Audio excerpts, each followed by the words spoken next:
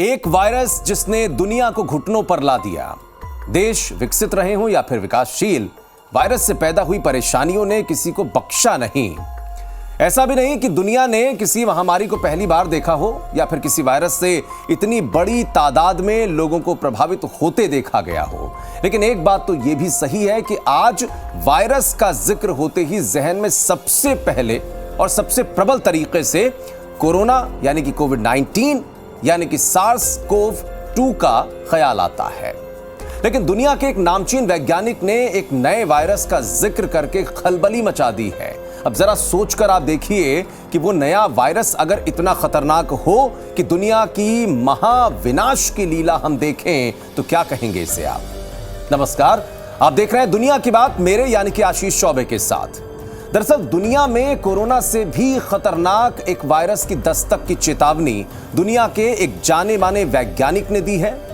Corona महामारी के बीच दरअसल इबोला वायरस ढूंढने वाले कांगो को रहने वाले और दुनिया के नामचीन वैज्ञानिक प्रोफेसर जीन जैकस मोम्बे तामफुन ने इस बात की चेतावनी दी है कि दुनिया में डिजीज एक्स नाम की एक और बीमारी आहट दे रही है।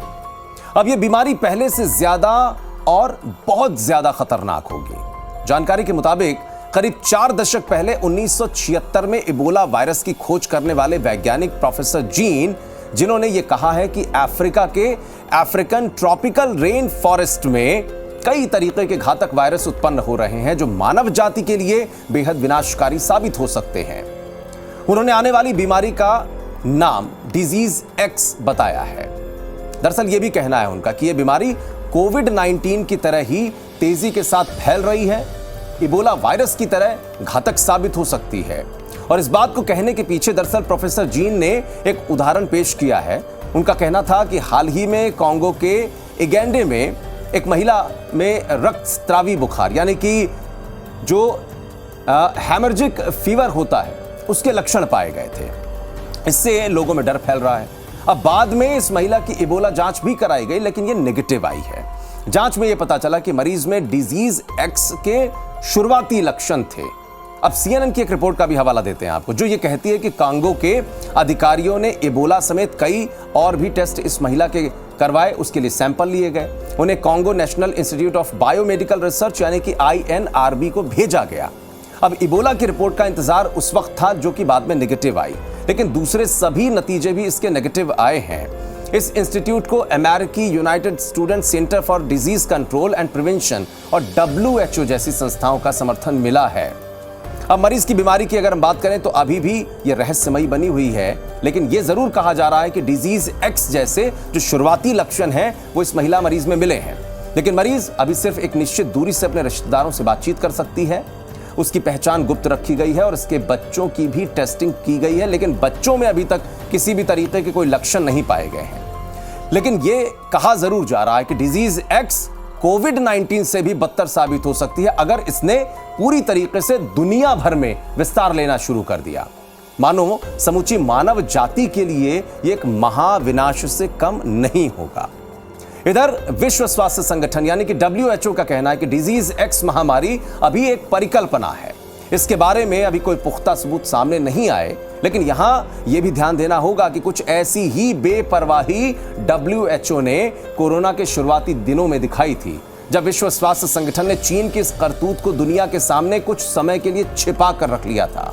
और इतना ही नहीं, अमेरिकी राष्ट्रपति डोनाल्ड ट्रंप ने यह कहा था कि WHO ने चीन की तरफदारी की, कोरोना की गंभीरता को छिपाया। अगर वक्त रहते कदम उठाए जाते तो यह महामारी दुनिया भर में नहीं फैलती। अब एक बार फिर से WHO कुछ ऐसी ही बेपरवाही दिखा रहा है। दूसरी तरफ आप देखिए कि चीन ने WHO की जांच टीम को ही अपने यहां पर एंट्री नहीं होने दी है। शायद चीन को कोरोना वायरस पर अपनी पोल खुल जाने का डर सता रहा है। साथ ही विश्व स्वास्थ्य संगठन के जो प्रमुख हैं टेड्रोस साहब, उनका कोविड-19 के आधार पर यह कहना है कि इतिहास इस बात का गवाह है कि यह कोई आखिरी महामारी यानी कि जो पैंडेमिक सिचुएशन है या पैंडेमिक कंडीशन है वो पहली नहीं होगी, बल्कि महामारी जीवन का एक तथ्य है, जीवन के साथ चलेगी। कुल मिलाकर हमें सतर्क रहना पड़ेगा।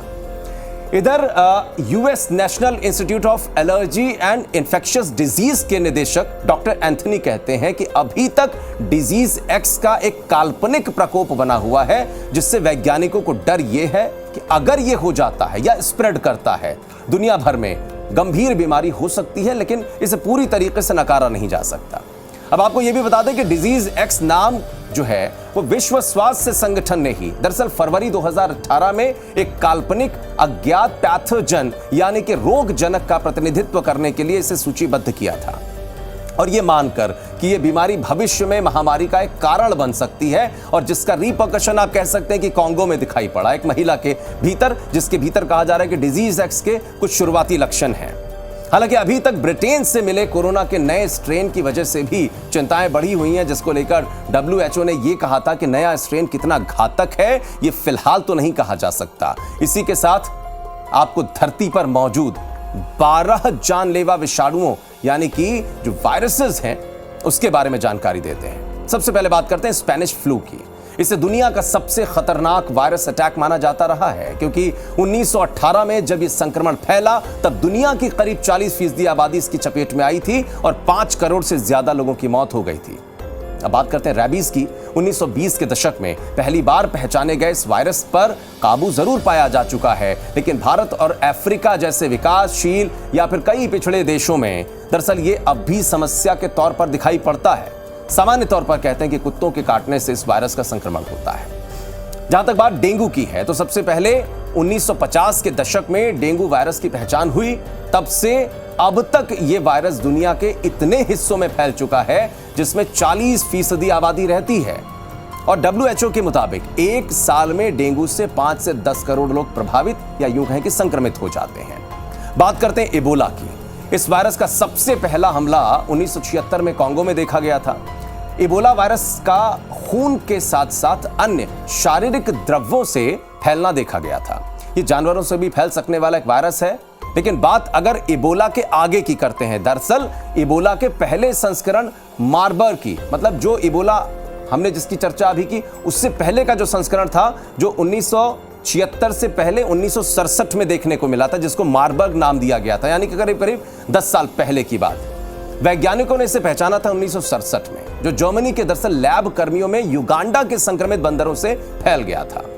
बात अगर HIV एड्स की करें तो 1980 के दशक में पहली बार इस वायरस के कारण होने वाले एड्स का पता चला, और तब से लेकर अब तक अगर करें तो वायरस से 3.25 करोड़ लोगों की जान जा चुकी है। दवाइयों के सहारे दरअसल HIV ग्रसित मरीज जिंदा तो रह सकता है सालों साल तक, लेकिन पूरी तरीके से वो ठीक हो जाए ये नहीं हो सकता। बात करते हैं स्मॉल पॉक्स की।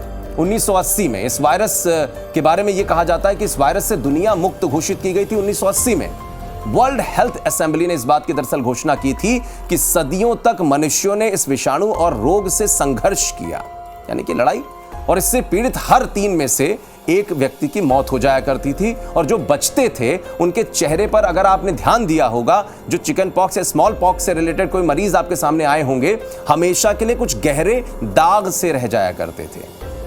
20वीं सदी में इस बीमारी से 30 करोड़ लोगों की मौत का आकलन किया गया था। अब आप सोच कर देखिए कितना भयानक मंजर रहा होगा। बात करते हैं हैंटा वायरस की, जो कि पल्मोनरी सिंड्रोम के तौर पर कहा जाता है। दरअसल 1993 में अमेरिका इस वायरस की चपेट में आया। देखते देखते 600 से ज्यादा लोग इसकी चपेट में आ गए, जिनमें से 36% की मौत हो गई। यह वायरस लोगों में संक्रमित चूहों से फैलना पाया गया था। अब बात करते हैं सार्स वायरस की।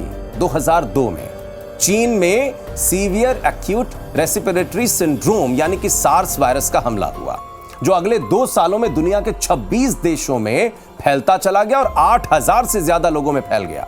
इस वायरस के कारण 2 साल में 770 से ज्यादा लोगों की मौत हो गई। इसका कोई टीका वैज्ञानिक नहीं बना पाए थे।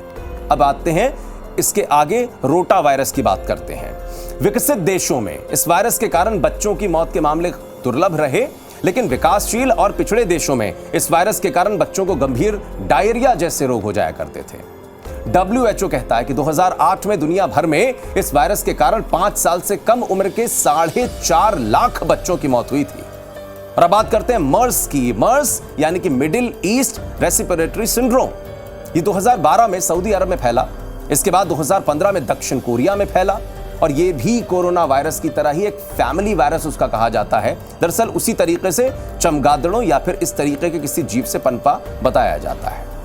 और आखिर में बात करते हैं SARS-2 की, यानी कोरोना वायरस की, जिसे हम सीवियर एक्यूट रेस्पिरेटरी सिंड्रोम 2 यानी सार्स का दूसरा संस्करण कहते हैं। और यह भी चीन के वुहान से ही पैदा हुआ वायरस है, जो दिसंबर 2019 से पूरी दुनिया को अपनी जद में लेता हुआ नजर आया है और जिसका दूसरा स्ट्रेन भी अब हम देख रहे हैं। हालांकि इन सबके बीच डिजीज एक्स ने वायरोलॉजी से जुड़े हुए वैज्ञानिकों और शोधकर्ताओं को एक नई चिंता में डाल दिया है। इधर रूस के सार्वजनिक स्वास्थ्य संगठन ने इस नई बीमारी के स्रोत और अन्य रिपोर्ट्स की जो जांच है वो शुरू कर दी है। वैज्ञानिकों को चिंता इस बात की है कि अगर ये बीमारी फैलती है तो परिणाम बेहद गंभीर होंगे।